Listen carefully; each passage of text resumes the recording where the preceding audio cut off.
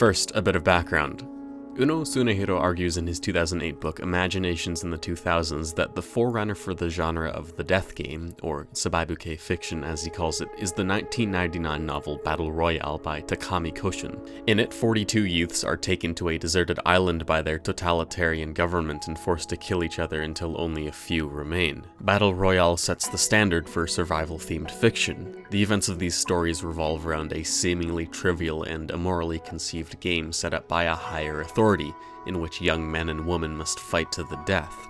In Battle Royale, this premise is set up by the government to deter its citizens from rebelling. But usually, the reason why the game takes place is inconsequential to the plot. What matters is only that the reason is unsettlingly unethical.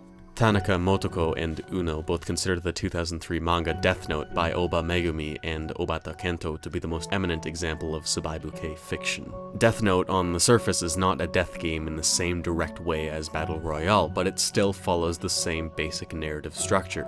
The first authority is Ryuk, who drops the notebook just for fun, and soon after this role transitions to Light, who inadvertently forces himself to play games of death with L and Nier. In discussing the context of when these types of stories were at their peak in popularity, the early to mid-2000s, Uno posits that because of events such as the 9/11 terrorist attacks and the changes in Japanese socio-economics by Prime Minister Koizumi Junichiro, as well as the shrinking middle class, young Japanese were drawn to stories where the protagonists actively fight for their ideals against others who don't share the same views. From the perception that higher authority is losing its ability to provide concrete morality and order came the popularity of Sabaibukei fiction, in which authority is not something that can be trusted, and peers who should be like-minded are instead forced to conflict with each other. Without the trustworthy hand of authority to provide order in a moral way, solidarity between people is shattered as their ideals split off from one another and unifying grand narratives are lost. Now, on to Kiznaiver. After I came across Tanaka Motoko's insightful article on recent trends in Japanese fiction, I wanted to talk about how I think Kiznaiver fits into the locality of survival-type fiction.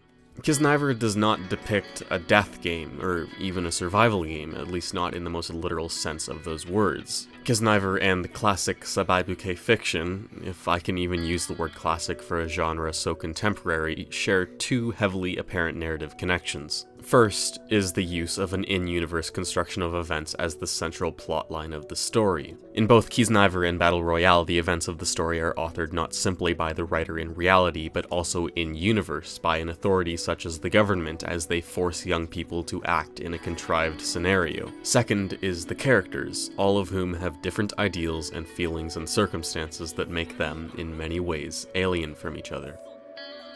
However, the differences in how Kiznaiver manipulates these premises points to a more hopeful message than those explored in Sabaibukei fiction such as Battle Royale and Death Note. It's safe to say that the authority figures, government or otherwise, in Kiznaiver are more whimsical than those in Battle Royale and Death Note. The mayor of Sugimori City is shown as an affable old man, with only subtle hints made towards his more sinister involvement in the Kizna program. The Gomorin that police the city are comical and friendly, most of the time.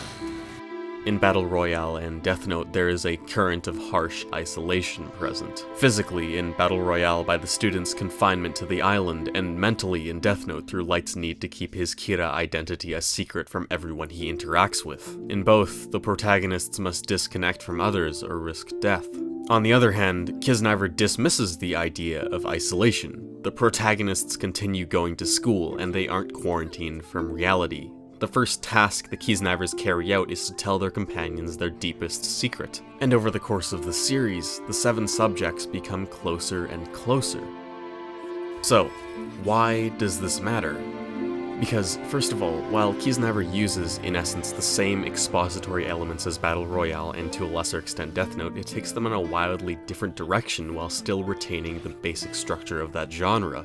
Death Note and Battle Royale's social currents are divergent. Battle Royale ends with the survivors becoming fugitives in a chaotic world that is still cold and unfamiliar to them. Likewise, Death Note ends with Light's death, and with his death comes the loss of the constructed order that Kira brought into the world. The final presentations of the world in both stories are chaotic and devoid of any definitive grand narratives that those still living can adhere to.